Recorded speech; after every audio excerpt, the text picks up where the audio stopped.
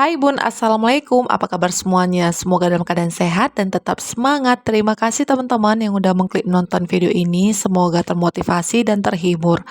Oke teman-teman, aku sebagai ibu rumah tangga lagi beraktivitas di pagi hari. Di daerahku cuacanya lagi tak menentu dan tidak bersahabat ya teman-teman. Jadi kita sebagai umat masyarakat dan manusia di muka bumi ini untuk bisa mengendalikan perasaan kita terhadap cuaca. Dan di sini aku lagi untuk melipat hasil dari aku baru beli untuk jas hujan ya teman-teman, karena ini benar-benar penting yang aku butuhkan untuk saat ini. Dan benda ini menolong sekali ya teman-teman ketika berpergian menggunakan sepeda motor ataupun kereta, dan pada saat turun hujan langsung aja memakai untuk jas hujan ini karena cukup untuk dari depan sampai belakang. Seperti biasa ya teman-teman, di sini sambil menemani aktivitasku, aku mau sharing tentang gaya hidup minimalis, tentang tips hemat dan tentang keuangan sebagai ibu rumah tangga. Dan yang kubahas kali ini adalah latihan hidup minimalis selama 7 hari.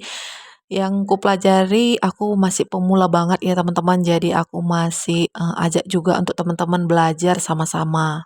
Adapun di sini yang dimaksud pengertian hidup minimalis itu adalah gaya hidup yang mengedepankan kesederhanaan dan fokus pada hal-hal yang penting dan menghindari kelebihan yang membebani kita, yaitu stres ya teman-teman, dan juga mengurangi barang-barang yang kita harus kurangi dengan melibatkan hidup minimalis. Baiklah teman-teman, sebelum lanjut jangan lupa bantu aku dengan komen, like, and subscribe karena aku masih membutuhkan support dari teman-teman semuanya.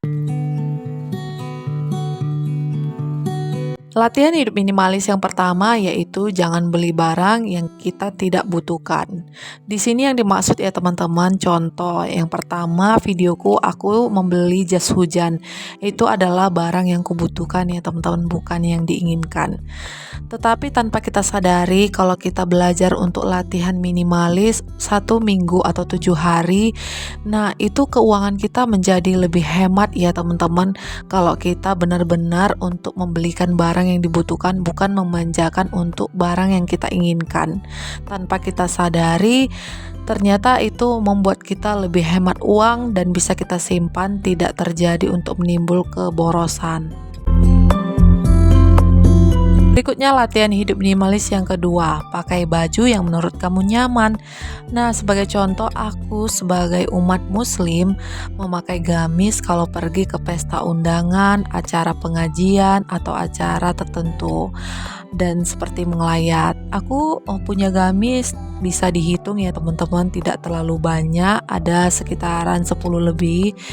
Dan ada mungkin orang yang berkata kepada sesama teman ya, menurut dia aku pakai baju itu-itu aja, tanpa disadarinya aku nyaman dengan versi gayaku sendiri dengan apa yang kupakai, dan tidak membuat aku pusing ketika aku pergi ke suatu acara, dan tidak membuat aku bingung kalau harus memakai baju apa, karena aku sudah tahu untuk pakai baju yang mana. Untuk yang pertama udah pergi dan aku yang menentukan diriku sendiri gitu ya. Dan isi lemari pun tidak memenuhi barang ya teman-teman, tanpa disadari, dan membuat rasa lega untuk lemari tersebut, tidak untuk menempatkan barang-barang yang terlalu banyak pada saat baju-baju yang menumpuk, karena ada baju untuk gamis, baju untuk sehari-hari, ada baju dan yang lain-lainnya. Next, latihan hidup minimalis yang ketiga, biarkan permukaan yang kosong. Untuk 1 minggu ke depan atau 7 hari ke depan, hidup minimalis itu biasanya identik dengan barang-barang.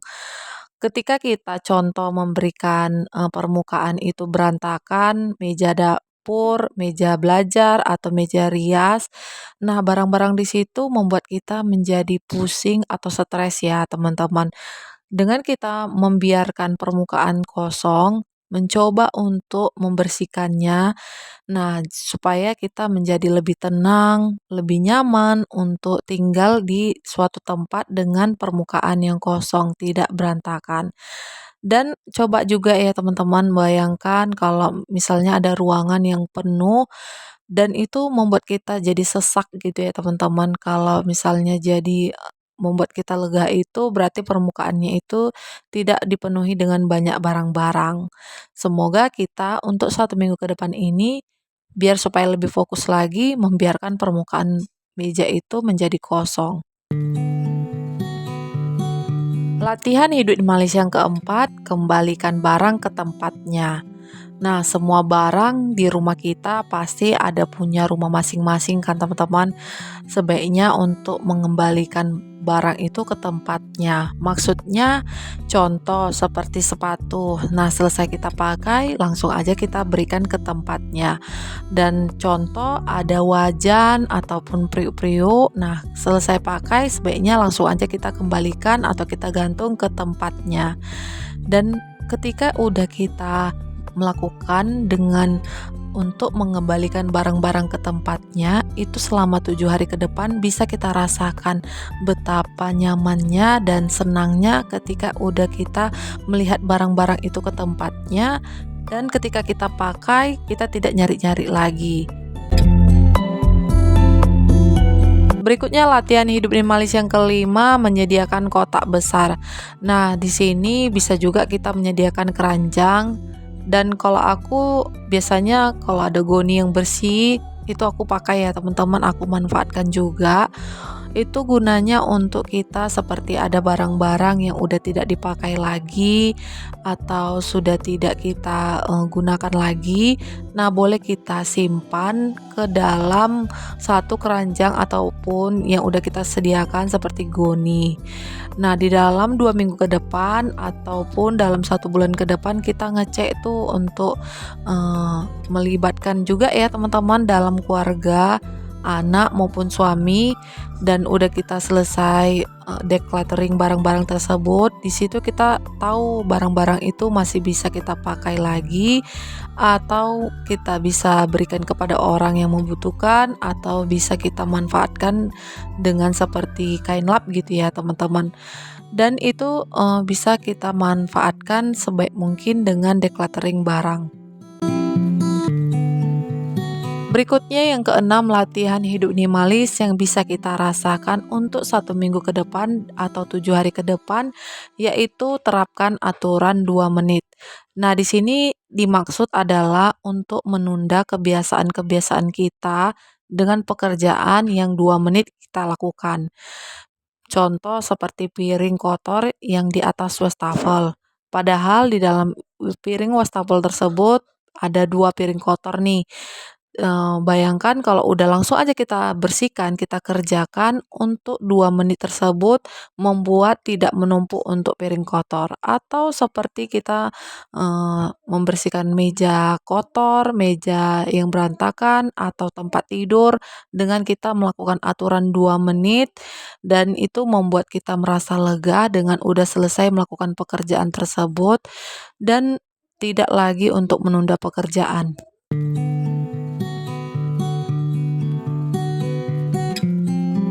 Dan yang terakhir, latihan hidup minimalis yang ketujuh, bersihkan galeri HP selama 5 menit atau kita bisa lakukan itu setiap hari. Setiap orang pasti memiliki HP, apalagi orang-orang yang suka foto atau menerima foto atau menerima pesan yang bisa menyimpan di memori HP kita. Dengan kita foto, merubah posisi, merubah kepala ataupun bisa menumpuk foto itu menjadi lebih banyak. Sebenarnya mirip-mirip kan teman-teman. Nah, kalau kita menyimpan sampah di memori HP kita, membuat HP kita menjadi lemot. Sebaiknya kita hapus satu persatu foto atau file-file yang tidak penting supaya HP kita itu menjadi fresh dan lebih awet pastinya.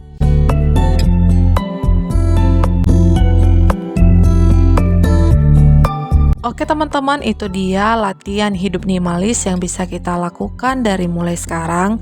Mungkin teman-teman bisa cerita dimulai dari nomor berapa untuk hal-hal kriteria yang udah aku sebut satu persatu untuk melakukan latihan hidup minimalis. Atau mungkin semua ya teman-teman.